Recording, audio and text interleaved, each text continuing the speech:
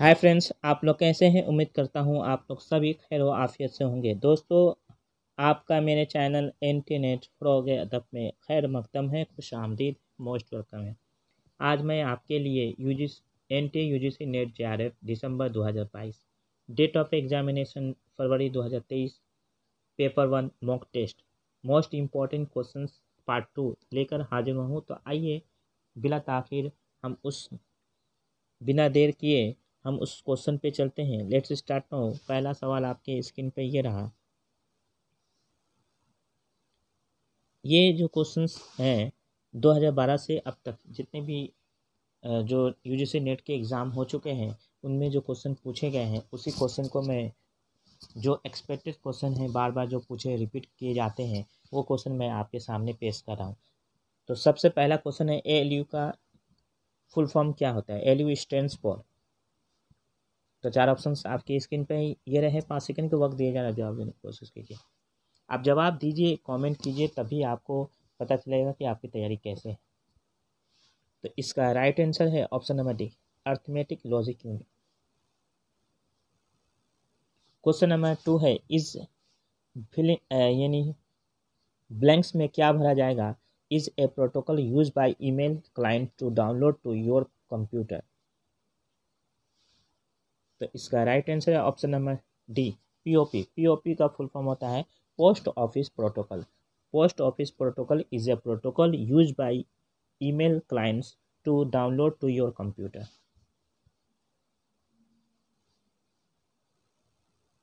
Question number 3 है the file extension of MS word. जो file जो है फैलाया जाता है MS वर्ड डॉक्यूमेंट्स के जरिए इन ऑफिस 2007 इज क्या है। तो उसका राइट आंसर क्या होगा ऑप्शन। तो इसका सही जवाब है ऑप्शन नंबर 2, डॉक्स। जो है डॉक्स के मतलब डॉक्यूमेंट्स।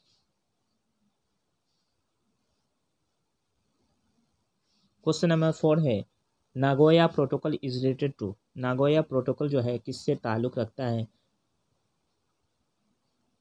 किससे मुंसलिक है। तो इसका राइट आंसर है ऑप्शन नंबर डी, बायोडाइवर्सिटी से मुंसलिक है। क्वेश्चन नंबर 5 है which one of the following, इनमें से कौन सा is non probability sampling method. Non probability sampling method है। तो इसका राइट आंसर है option number D, quota sampling जो है नॉन प्रोबेबिलिटी सैम्पलिंग मेथड है।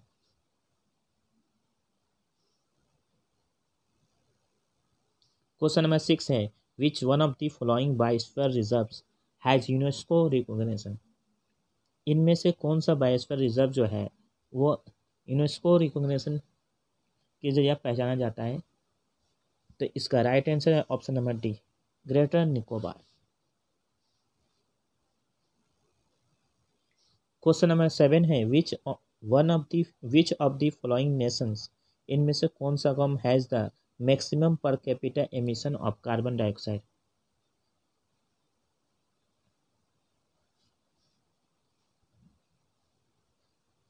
इसका राइट आंसर है option number 3, USA, United states of America. Question number 8 है the next number in the series, इनमें से कौन सा होगा। 12 है, 15 है, 21 है, 33 है, 57 है। और फिलिंग द ब्लैंक्स में क्या भरा जाएगा। 4 ऑप्शंस आपकी स्क्रीन पे हैं। आप इसको सॉल्व करने की कोशिश कीजिए। मैं आपके सामने मैं इसको सॉल्व कर रहा हूँ। देखिए, इसमें +3 ऐड किया गया है, इसमें +6 ऐड किया गया है, इसमें +12 ऐड किया गया है, इसमें +24 ऐड किया गया है। तो 57 हुआ है। अगर 57 में 57 + 48 ऐड कीजिएगा तो आपका हो जाए 8 7 15, 5 4 9 1 10, 105। तो इसका राइट आंसर है ऑप्शन नंबर डी, 105। यानी 12 में 15 को +3 फिर उसका डबल कीजिएगा, 15 में +6 को ऐड कीजिएगा 21 हो जाएगा, 21 में +12 को ऐड कीजिएगा तो हो जाएगा आपका 33, 33 में +24 को ऐड कीजिएगा 57, और 57 में +48 को ऐड कीजिएगा तो 105 इसका राइट आंसर है। यानी जो जिसको आप ऐड करें वो डबल होते जा रहा है। क्वेश्चन नंबर 9 है विच ऑफ दीज वर्ड्स, इनमें से कौन सा word is different from the rest, इनमें से कौन सा वर्ड जो है सबसे अलग है। इसका सही जवाब है ऑप्शन नंबर ए शार्क। आंसर है ऑप्शन नंबर ए शार्क जो है सबसे अलग है। शार्क में होता है तेज, थिन में होता है पतला दुबला, ह्यूज में होता है बड़ा और टॉल में होता है लंबा। तो शार्क में होता है तेज, तो ये थोड़ा सा अलग है। क्वेश्चन नंबर 10 है in verbal communication words act as, verbal communication में वर्ड्स जो है एक्ट करता है। इसका राइट आंसर है ऑप्शन नंबर एक सिंबल्स के तौर पर, निशान के तौर पर।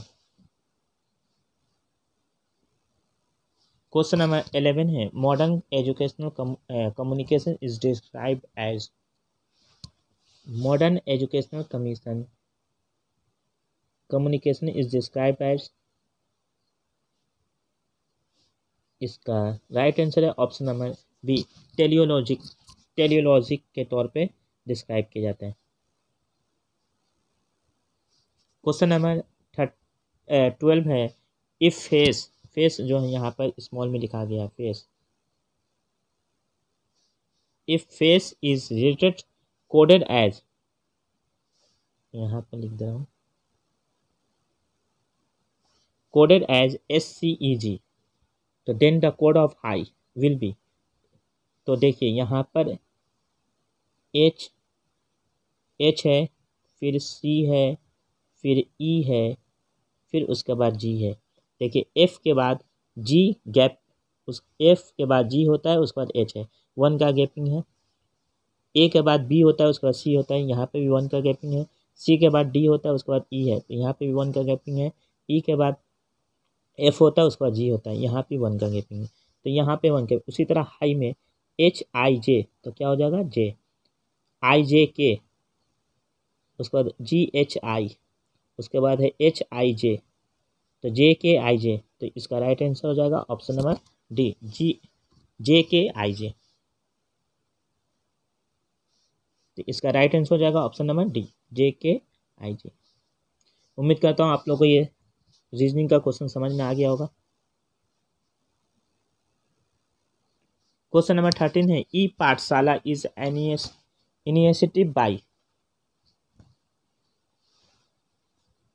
इसका ई पाठशाला जो है वो किसका इब्तदाई है, तो इसका राइट आंसर है option number A NCERT, national council of educational research training.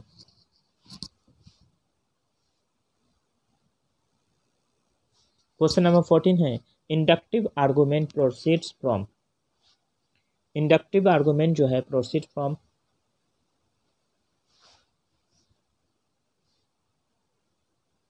इसका राइट आंसर है option number A particular to universal की तरफ, यानी पार्टिकुलर खास से यूनिवर्सल, यूनिवर्सल की तरफ जाता है।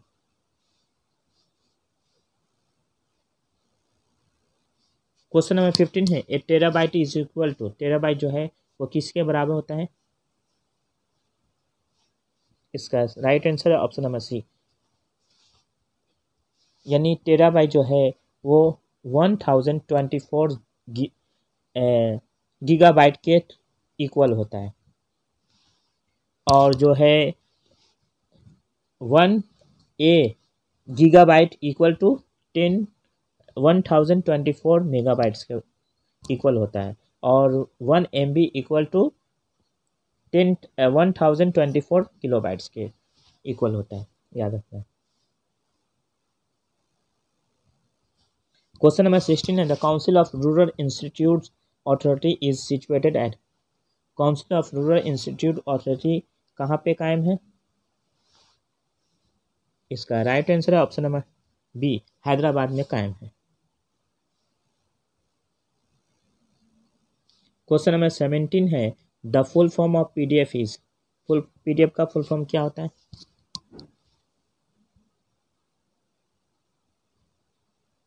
इसका राइट आंसर है option number C portable documents format. Question number 18 है which of the following is known as Calcutta university commission. इनमें से कौन जो है कलकत्ता यूनिवर्सिटी कमीशन के नाम से जाना जाता है। तो इसका राइट आंसर है ऑप्शन नंबर 1 सैडलर कमीशन जो है वो कलकत्ता यूनिवर्सिटी के नाम से जाना जाता है। Sadler commission which of the following is known as Calcutta university commission. इनमें से कौन सा कमीशन जो कलकत्ता यूनिवर्सिटी कमीशन के नाम से जाना जाता है सैडलर कमीशन। क्वेश्चन नंबर 19 है which of the following states has the maximum number of central university. इनमें से किस स्टेट्स में सबसे ज़्यादा सेंट्रल यूनिवर्सिटी है। इसका राइट आंसर है ऑप्शन नंबर डी दिल्ली। हालांकि ये दिल्ली स्टेट नहीं है बल्कि एक यूनियन टेरिटोरी है। तो इस यहाँ पे सबसे ज़्यादा सेंट्रल यूनिवर्सिटी, उसके बाद उत्तर प्रदेश में। क्वेश्चन नंबर 20 है telephone is an example of. Telephone किसका मिसाल है, किसकी मिसाल है। इसका राइट आंसर है option number 1 linear communication. Linear communication की मिसाल है। क्वेश्चन नंबर 21 है कंप्यूटर वायरस इज ए। इसका राइट आंसर है ऑप्शन नंबर सी सॉफ्टवेयर है। कंप्यूटर वायरस क्या है, एक सॉफ्टवेयर है। क्वेश्चन नंबर 22 है which of the following is the highest level of cognitive ability. इसका राइट आंसर है option number D evaluating. Question number 23 है gene Piaget gave a theory of cognitive development of humans on the basis of his.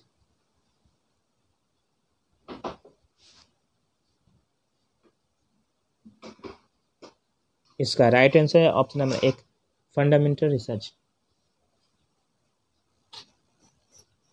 Question number 24 है in communication the language is. इसका right answer है option number 1 the verbal code.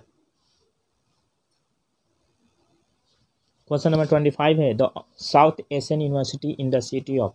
South Asian university किस शहर में आबाद है, कायम है। तो इसका राइट आंसर है ऑप्शन नंबर 3 न्यू दिल्ली में कायम है। न्यू दिल्ली में इसका साउथ एशियन यूनिवर्सिटी कायम है।